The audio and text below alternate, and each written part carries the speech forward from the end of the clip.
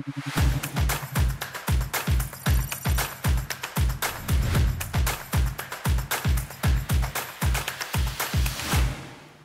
nom de LexisNexis, je suis ravie de vous accueillir à cette nouvelle interview consacrée aux ZAN. Quel impact pour les collectivités territoriales, puisqu'en effet, la loi Climat et Résilience a fixé pour objectif d'atteindre d'ici 2050 le zéro artificialisation nette des sols, avec la mise en place d'une trajectoire progressive de réduction de consommation des sols et qui est déclinée territorialement par des documents de planification et d'urbanisme. Alors toutefois, les difficultés rencontrées par les territoires dans sa mise en œuvre ont incité le législateur à reporter des délais et apporter des correctifs décalant de plusieurs mois la publication de certains décrets d'application.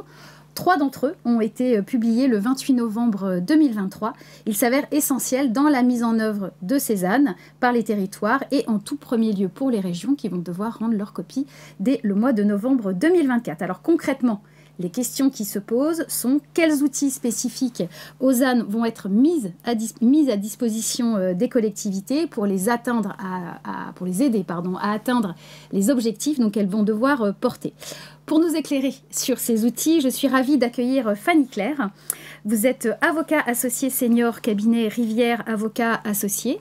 Depuis 10 ans, vous assistez vos clients publics dans la sécurisation juridique de leurs documents de planification et leurs projets de territoire.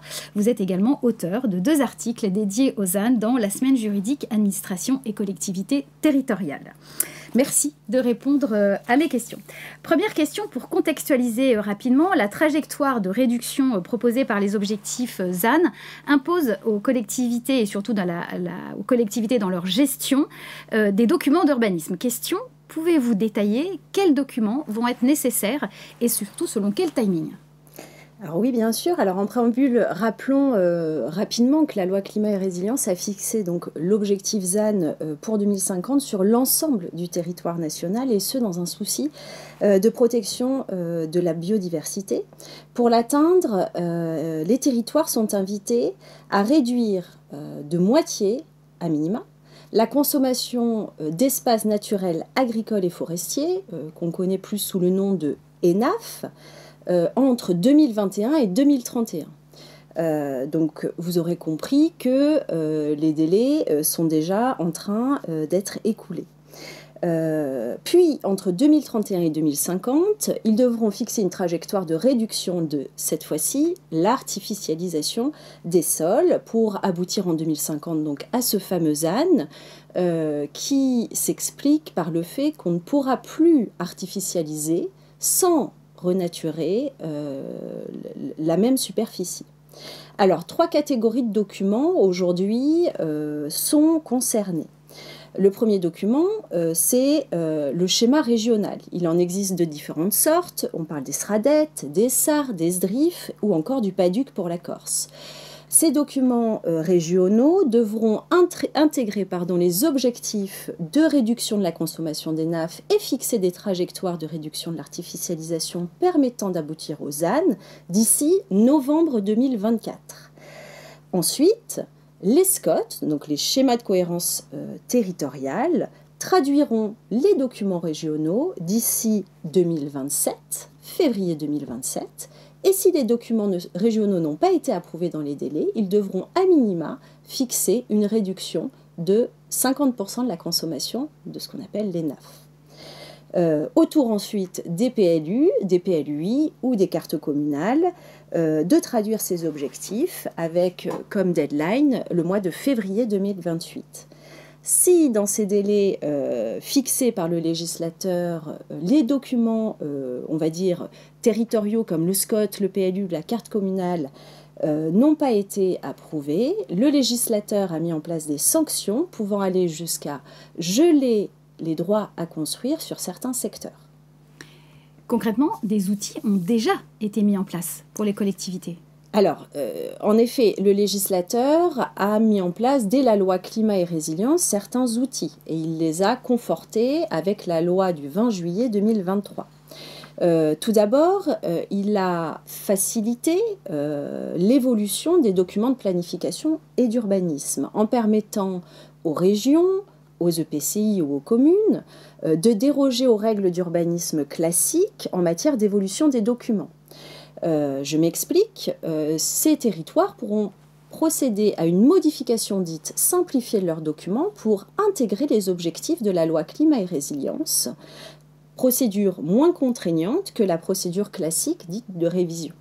Ensuite, et pour répondre aux besoins en ingénierie des territoires et assurer également l'harmonisation des méthodes de comptabilisation sur l'ensemble du territoire national, une plateforme nationale a été instituée récemment avec des données donc accessibles par tous. Il s'agit de l'Observatoire de l'artificialisation des sols du CEREMA, qui est d'ailleurs mentionné à l'article R 101-2 du Code de l'urbanisme créé par le décret de novembre 2023, et qui permet aux territoires de connaître leur consommation en espaces naturels, agricoles et forestiers, mais aussi la consommation par rapport à la nouvelle notion qui entrera en vigueur en 2031, à savoir l'artificialisation des sols, notion qui a été définie avec des seuils et une nomenclature que vous retrouverez dans le décret du 27 novembre 2023.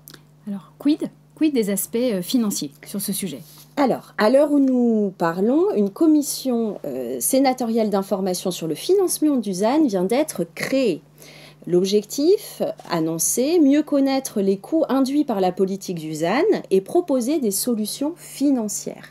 Puisqu'en effet, l'aspect budgétaire est souvent vu par les élus comme un angle mort. Certains s'interrogent sur les modalités de financement, notamment des projets de réhabilitation de friches ou de renaturation que l'on sait coûteux, ou s'inquiètent également de la baisse des recettes fiscales ou de la dotation globale de fonctionnement qui sera induite par le manque à gagner du fait de la baisse du nombre de constructions sur leur territoire. Alors, la loi, justement, d'origine sénatoriale de 2023 a apporté d'autres outils. Est-ce que vous pouvez préciser lesquels ? Alors, je ne pourrais pas faire une liste exhaustive aujourd'hui, puisqu'il y a de nombreux outils. Je pense au forfait national pour les projets d'envergure nationale ou européenne qui présentent un intérêt général majeur. Ce forfait national permet d'éviter que la consommation induite par le projet ne soit répercutée sur le seul territoire d'accueil de ce projet. Mais il y a d'autres outils, notamment le sursis à statuer ou le droit de préemption qui a été créé ou modifié en tout cas par cette loi. Alors justement, j'aimerais faire un focus sur ces deux outils, parce qu'ils ne sont pas dénués d'intérêt pour les collectivités. Le premier, le droit de préemption, un droit de préemption élargi. Pouvez-vous expliquer quel va être son intérêt pour les collectivités ? Alors, ce droit de préemption, il va pouvoir s'exercer sur le foncier qui aura été identifié comme étant stratégique pour les territoires. Attention, pas tous les territoires, ce sont les territoires qui seront couverts par un PLU, un POS ou une carte communale. Ce droit de préemption particulier, il a été créé par la loi en effet du 20 juillet 2023 est codifiée dans le nouvel article L211-1-1 du Code de l'urbanisme,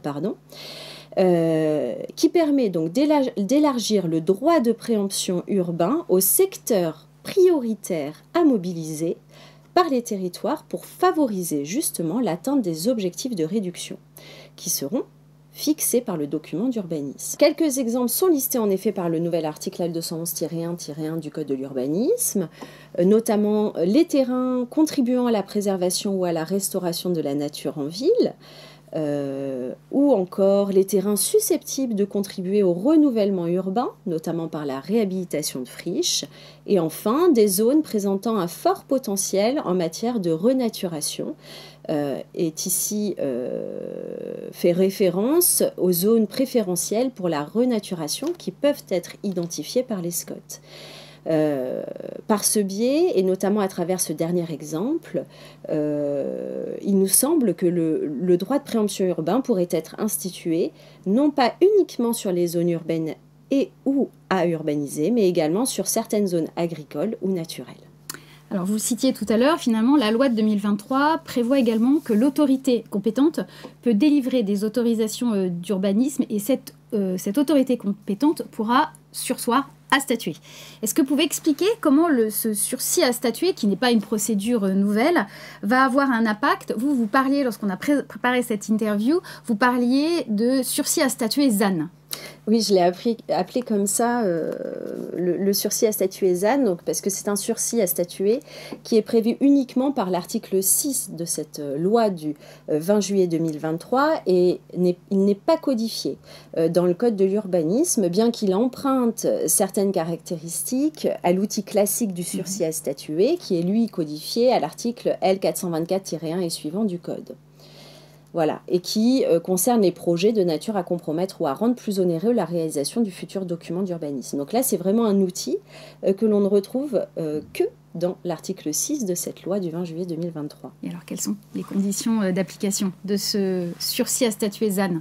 Alors, en préambule, rappelons qu'il n'y a pas de disposition transitoire prévue par la loi, ce qui fait que cet outil est applicable immédiatement. S'agissant des conditions de légalité, la décision de sursis à statuer est conditionnée à l'existence d'une procédure d'élaboration ou de modification d'un document d'urbanisme. Document d'urbanisme non précisé, donc il peut s'agir d'une carte communale, d'un PLU, voire même d'un SCOT. Cette procédure d'élaboration ou de modification doit viser à intégrer les objectifs de réduction d'au moins 50% de la consommation d'espaces naturels, agricoles et forestiers, et ce sur la première période 2021-2031, par rapport à la décennie précédente. Alors, petit exemple pratique, quels projets de construction ou d'aménagement pourront-ils se voir opposer cette décision de sursis à statuer ZAN ? Alors, l'article 6 nous donne des indications, puisque cet article 6 exige que le sursis à statuer soit motivé en considération soit de l'ampleur de la consommation d'espace résultant du projet qui fait l'objet de la demande d'autorisation. Donc ici, on pourrait penser à des projets qui entraîneraient une consommation, par exemple, de la quasi-totalité de l'enveloppe consommable qui a été octroyée au territoire sur la période 2021 ou 2031. Mais elle peut être également motivée, cette décision de sursis à statuer, au regard de la faiblesse des capacités résiduelles de consommation. Et ici, on pourrait très bien imaginer un territoire qui a déjà consommé la quasi-totalité de l'enveloppe qui lui a été attribuée et donc qui sursoit à statuer sur un projet peut-être peu consommant, mais qui ne répond pas aux besoins qui ont été identifiés sur son territoire par le document d'urbanisme. Petit rappel, l'autorité compétente pour sursoir à statuer est l'autorité compétente en matière d'autorisation d'urbanisme, ce qui va nécessiter une certaine coordination avec les services et les autorités compétentes en matière de planification. Autre différence par rapport au sursis à statuer classique ? Alors, il y en a d'autres. Le fait que le délai de validité ne soit pas encadré dans un délai de 2 ans de ce sursis à statuer. Ce sursis est valable pendant toute la durée de l'élaboration ou de la modification du document d'urbanisme et donc jusqu'à son approbation. Ensuite, en théorie, il n'est pas exigé la condition que le débat sur le PADD du PLU ou du SCOT ait eu lieu. Une autre différence également, le propriétaire du terrain peut disposer immédiatement de son droit de délaissement et pourra donc mettre en demeure la collectivité de procéder à l'acquisition de son terrain sans devoir attendre la suite ou se voir opposer à un refus de permis de construire comme c'est le cas pour le sursis à statuer classique. Peut-être dernière question. Finalement, cette décision de sursis à statuer, est-ce que c'est une simple faculté ou est-ce que c'est une obligation pour les collectivités territoriales ? Rien n'est dit dans le texte, mais en matière de sursis à statuer classique, la faculté du sursis à statuer, qui a été laissée par le législateur, a été interprétée comme une obligation par le juge administratif. Il pourrait donc en être de même pour le sursis à statuer qu'on a appelé ZAN aujourd'hui. Fanny Claire, merci beaucoup. Merci d'avoir répondu à mes questions. Vous pouvez retrouver l'ensemble de nos publications sur notre site Lexis 360 Intelligence. Merci beaucoup.